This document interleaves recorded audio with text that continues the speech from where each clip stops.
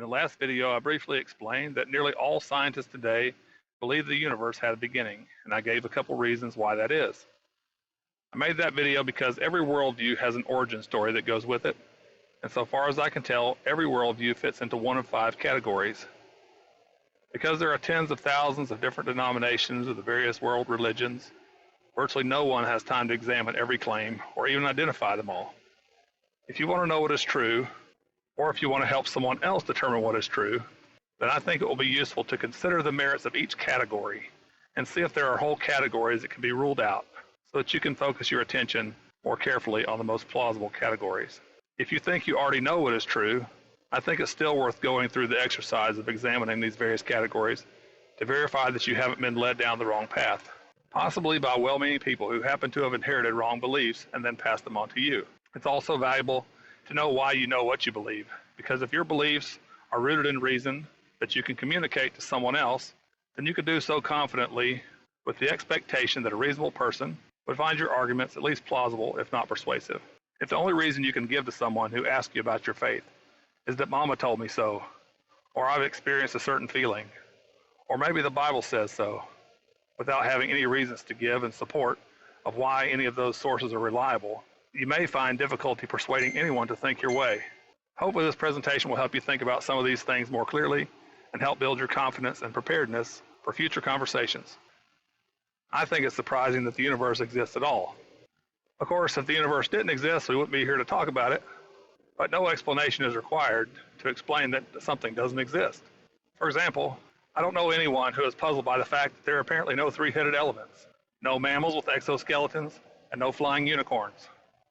The fact that these creatures do not exist pose no philosophical problems for anyone. But the fact that the universe is here and that it is populated with innumerable creatures of incredible variety is very puzzling, given what we know about matter, energy, time, probability, and the extraordinary complexity of the systems in the universe, especially the interdependent systems we find in living organisms, perhaps most of all in our own bodies, our own thoughts, and our conscious experience of the world.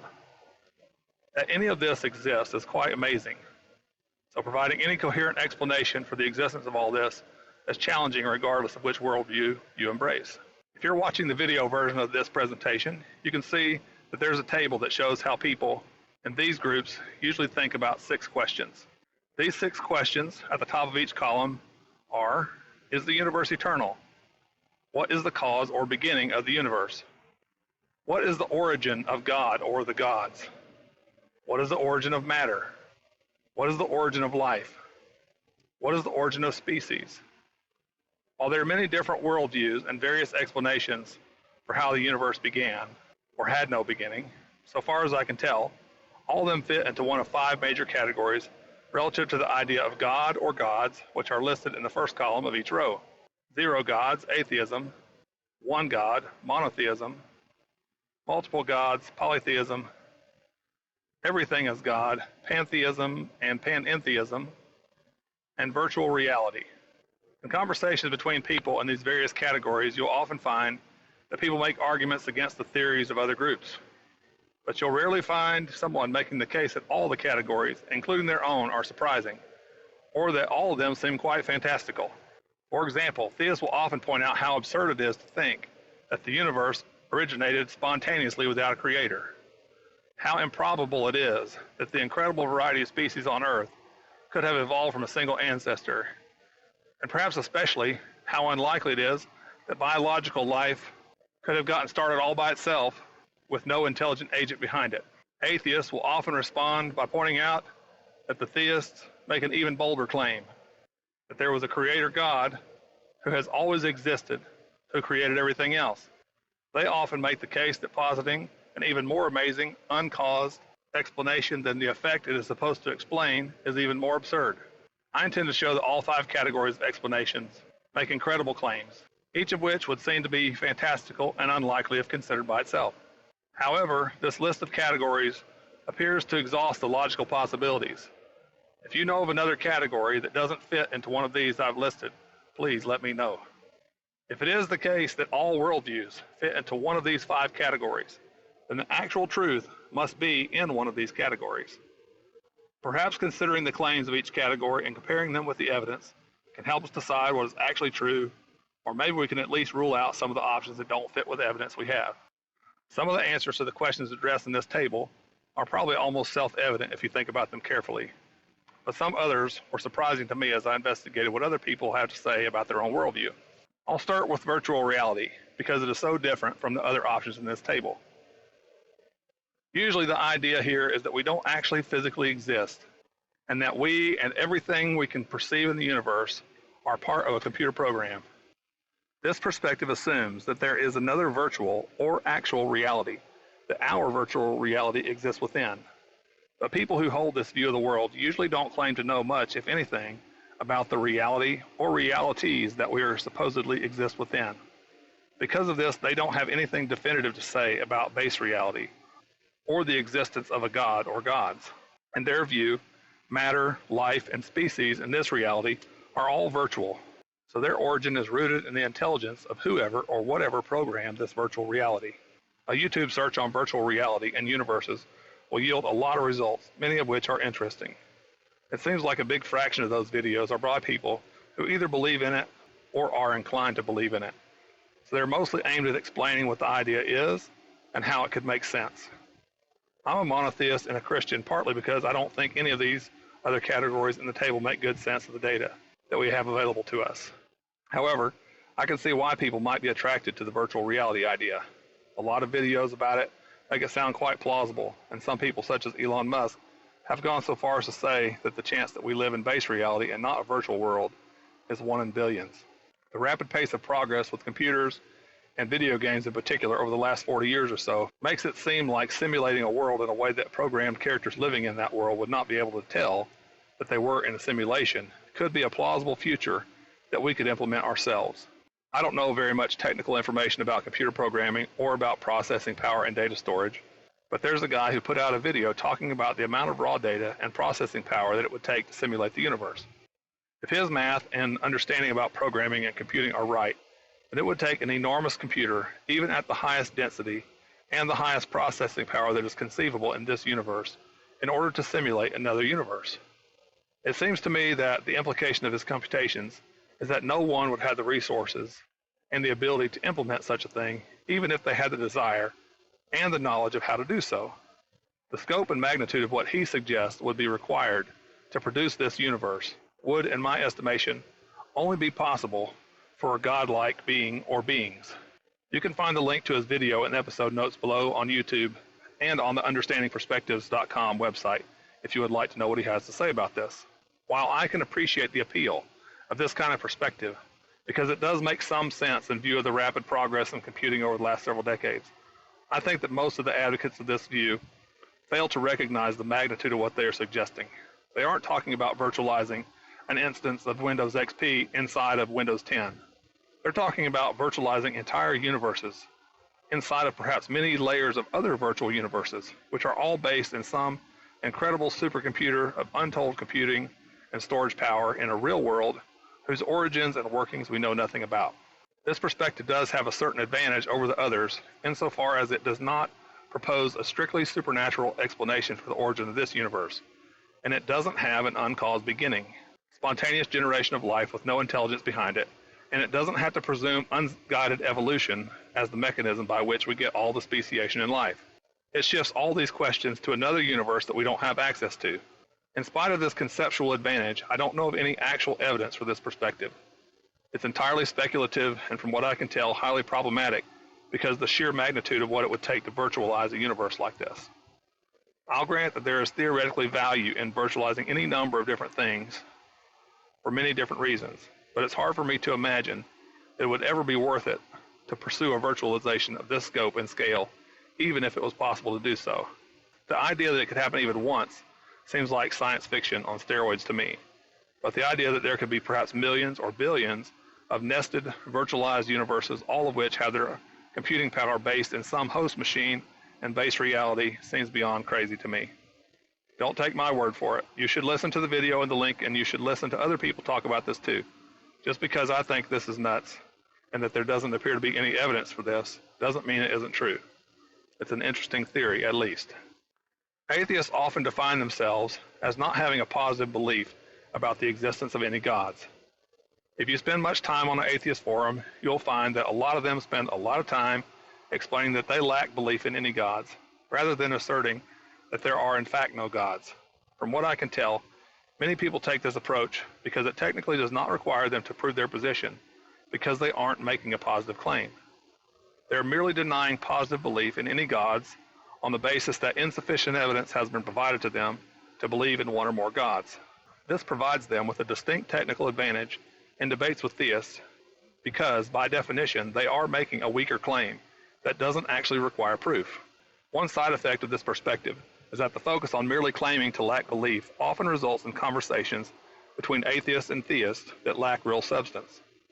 It appears to me that their claim to merely disbelieve seems to distract them from facing the difficulties with the implications of the sort of worldview their disbelief aligns with.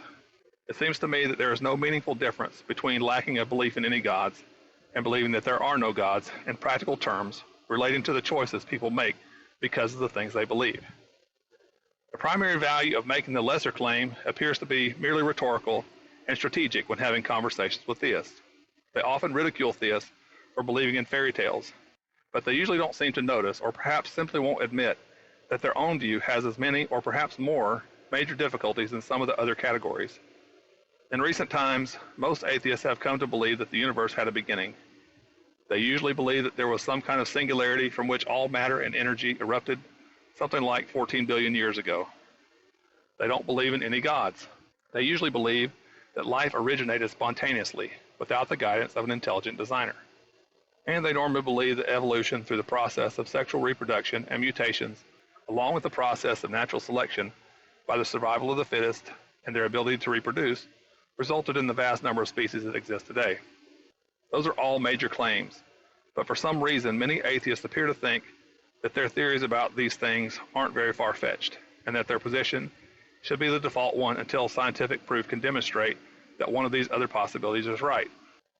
They are very big on demanding proof for the existence of a god or gods, but they're very willing to accept atheism without any good explanations for how or why the universe began, why there was a Big Bang, how it is that evolution got started, because it requires a mutating, self-replicating, living organism in order to even get started.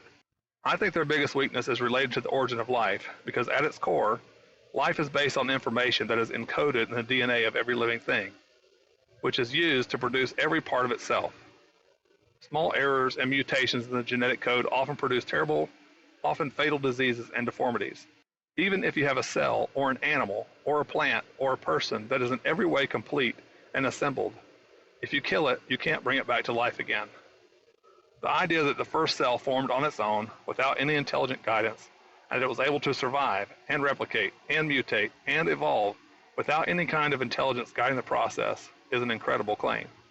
It seems to me that most of the atheists that I've heard or read don't feel the weight of this objection as deeply as they should. It's a big one. There are numerous other arguments against atheism, such as the fine-tuning of the universe, the Kalam cosmological argument, where does morality come from? Why do we inherently believe that human life has value if there is no source of higher purpose? The teleological argument, and others. Let's move on to pantheism and panentheism. Pantheism is the idea that everything that exists is part of God, and panentheism is the idea that God is more than the universe, but that the universe and all the stuff and all the people and all the other beings in the universe are all part of God. They usually believe that the universe is eternal, and therefore the universe did not have a cause because it has always existed. Usually they believe that God has always existed. Some of them believe that matter is eternal, and others believe that matter goes through a series of rebirths somehow. They usually think that life and the origin of species is an evolutionary thing. There are two main arguments for pantheism that I know about. Sometimes people feel like God is close to them, or all around them, especially when they're out in nature. This intuition inclines some people towards pantheism. The traditional ideas of omnipresence, omniscience, and the complete dependence of creation on the existence of God pushes some people in the direction of thinking that God and the universe aren't really distinct at all. Here are some arguments against pantheism. The idea that we are distinct beings rather than part of a larger entity that is God is one of the most universal experiences that people have. The idea that horrible people, like Hitler, Stalin, and Pol Pot, as well as every turd, every snake, and all the ugly stuff in the world are all part of God, just as much as the rest of us, turns many people against pantheism. Many people never experience the intuition that they are connected to nature or other people in the way that they would expect if we were all part of God. Let's move on to polytheism.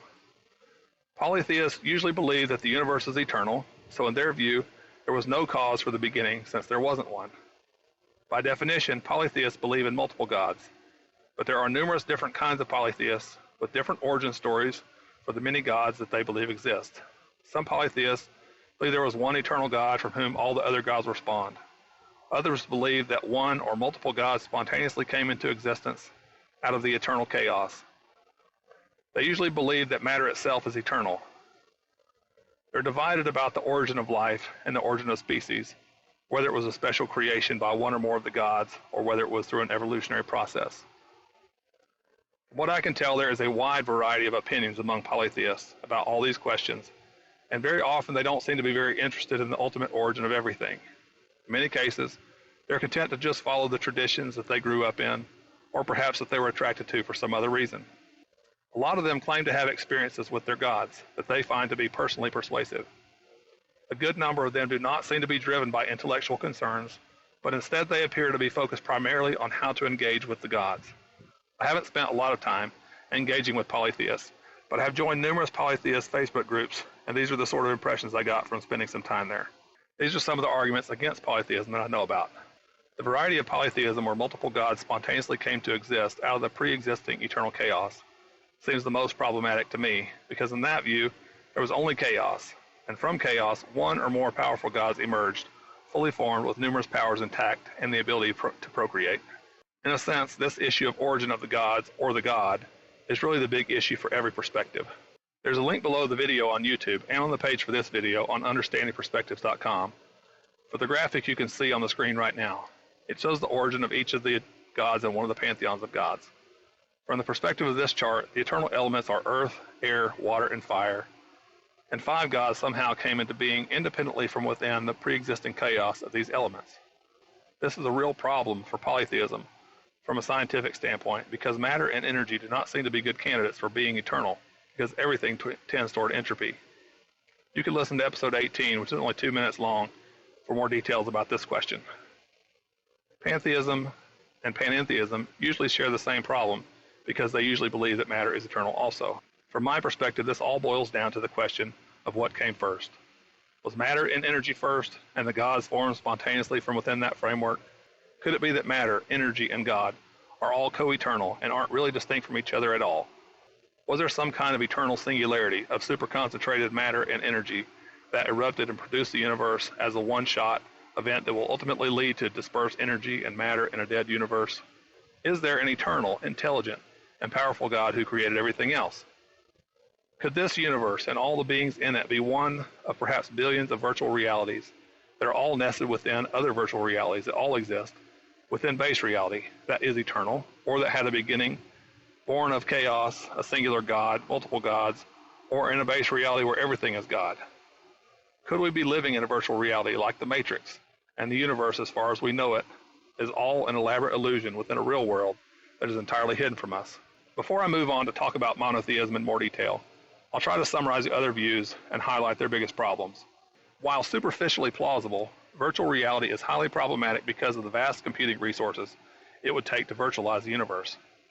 Even using quantum-level storage devices at the highest storage density conceivable, and similarly high-level computing power, the computer it would take to run such a program would be inconceivably large according to the calculations in the video I linked to.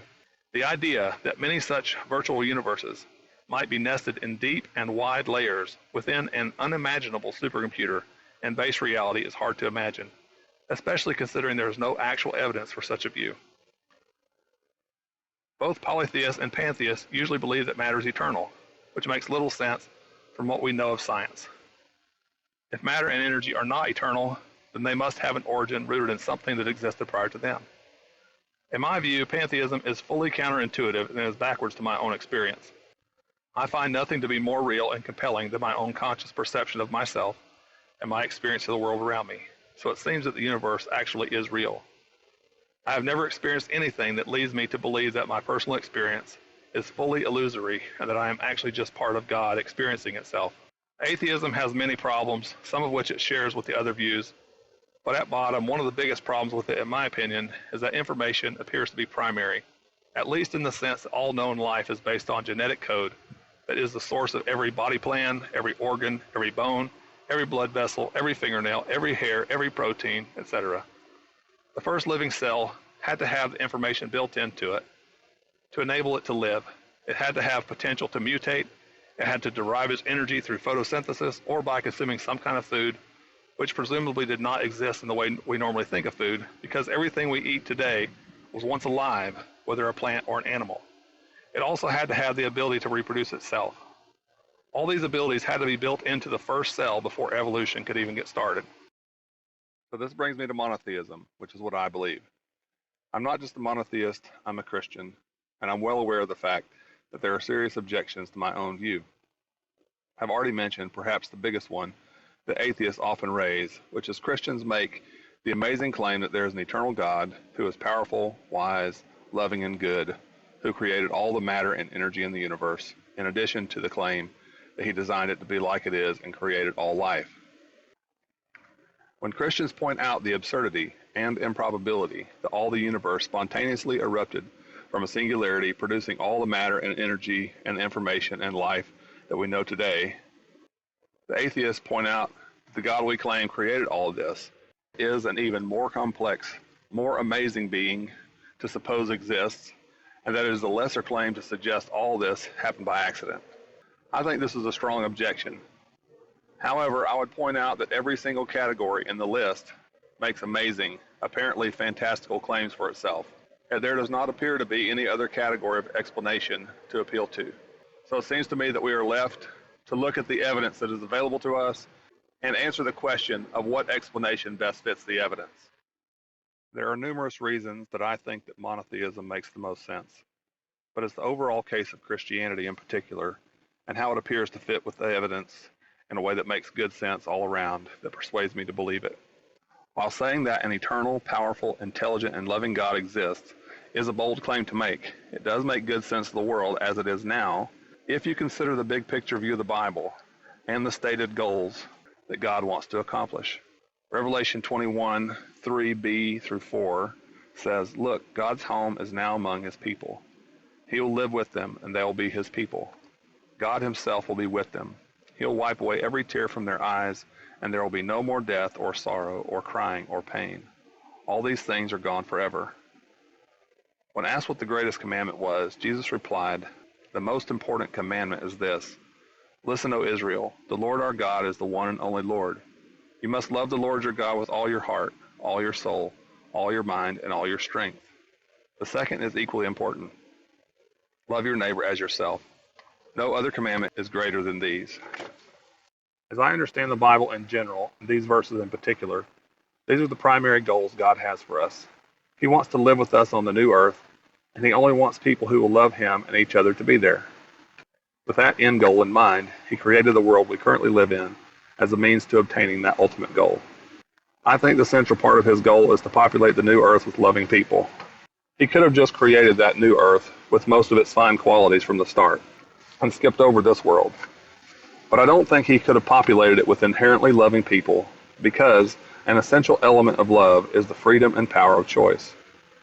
I don't think it is possible for a person to be or become a genuinely loving person if they never had the ability or opportunity to reject love.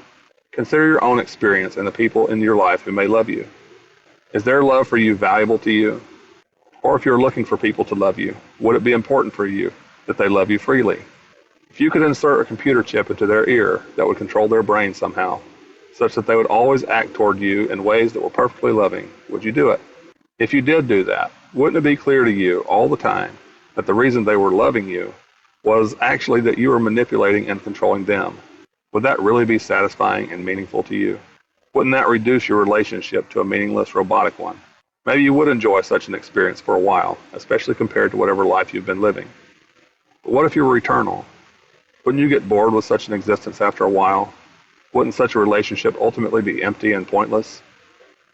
I think it would be for an eternal, powerful God whose very nature is love. So if God values love and wants to create a world to live in with people who love him and each other, how could he accomplish that? What kind of circumstances would need to exist where God could put large numbers of people through processes that will result in at least some of them becoming the kind of people he wants? I think they would need to live in a somewhat ambiguous world where God would need to be largely obscured from them so that they would not experience overt coercion of any kind that could taint the process. This would require something far more elaborate than a big dome like the one in the movie The Truman Show. After all, this world would need to hold billions of these people, and a whole lot of them would be very interested in finding out what kind of situation they're really in. This would have to be a pretty big world and a pretty big context that could potentially be explained by other causes besides an omnipotent God. God would also need to hide himself from people so they wouldn't experience coercion from the magnitude of his presence. But he would need to communicate with them somehow so they could know what it is that he even wants from them.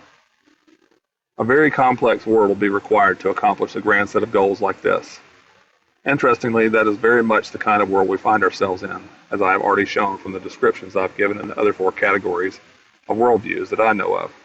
I suppose that this is indirect evidence that the God of the Bible is real, but it does fit nicely into the overall narrative in a way that makes sense to me. If an eternal, powerful, loving, and intelligent God exists, then that would explain how a world like the one we live in could exist. The incredible complexity at every level of existence, from the vast reaches of the universe down to the smallest particles of matter that we can observe, can be explained adequately by the existence of a God like the one the Bible describes. The little disputed fact that the universe had a beginning fits naturally with the biblical narrative about the creation of the world by God. In fact, this is one of the main ways that the Bible indicates that we can see the evidence that God exists. Psalm 19, 1 through 2 says, "The heavens declare the glory of God. The skies proclaim the work of his hands. Day after day they pour forth speech. Night after night they reveal knowledge." This fits nicely with the evidence too. I mentioned that God would need to communicate with us in some way so that we could know what he wants, but in a way that would not be overly coercive to us.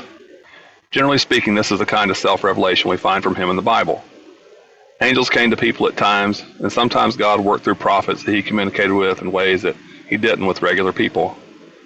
He revealed himself most clearly through his son Jesus. In the first sermon Peter delivered after the resurrection, this is what he said: "Fellow Israelites, listen to this. Jesus of Nazareth was a man accredited by God to you by miracles, wonders, and signs, which God did among you through him, as you yourselves know.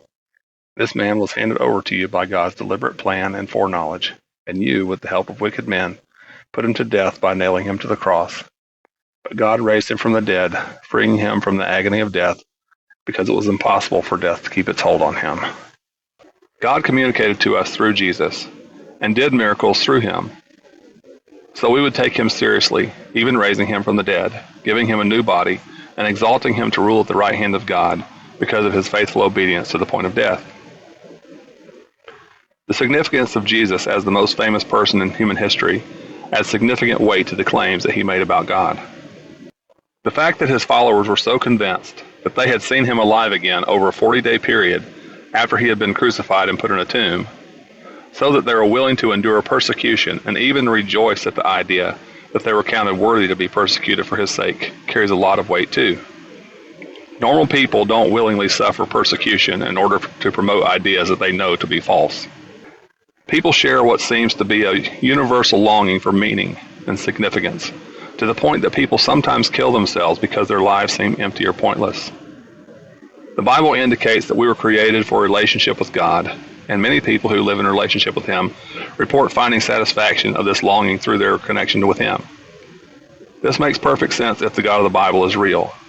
The other perspectives have a harder time explaining this universal longing. Atheism in particular has a difficult time with this because on atheism there is no higher purpose for anything. Generally speaking, evolutionary theory works according to the fitness for survival and reproduction principle. If a feature develops that gives a creature an advantage in both survival and reproduction, that feature will supposedly have a greater tendency to prevail and become prominent. Since it appears that nothing in reality corresponds as a stimulus that could explain why this feature would have evolved, it will be strange for it to emerge as a universal property of human consciousness. Another fact worth noting is that despite their numerous differences, Jews, Christians, and Muslims account for the vast majority of monotheists in the world. They all claim to worship the God of Abraham. Generally speaking, it seems to me that monotheism fits most naturally with the evidence, especially in the sense that it best explains the existence of the information at the heart of biological life. There are innumerable problems, like the one where you try to sort out which came first, the chicken or the egg, with other views, and very many problems of irreducible complexity with living organisms that many people fail to fully appreciate. None of these problems exist for monotheism because God created all these systems with the required information built in when He created them in the first place. When you combine that with the evidence of the resurrection and the way that the current world makes sense of this phase of creation that the Bible locates us in, and the universal longing that people find fulfillment for in their relationship with God, and lots of other arguments for Christianity, you end up with a worldview that fits the evidence well. People raise many other objections to Christianity, mostly on the basis of what I consider to be misunderstandings of Scripture. But the only one major objection at the category level is the idea that a loving, powerful, eternal God exists at all.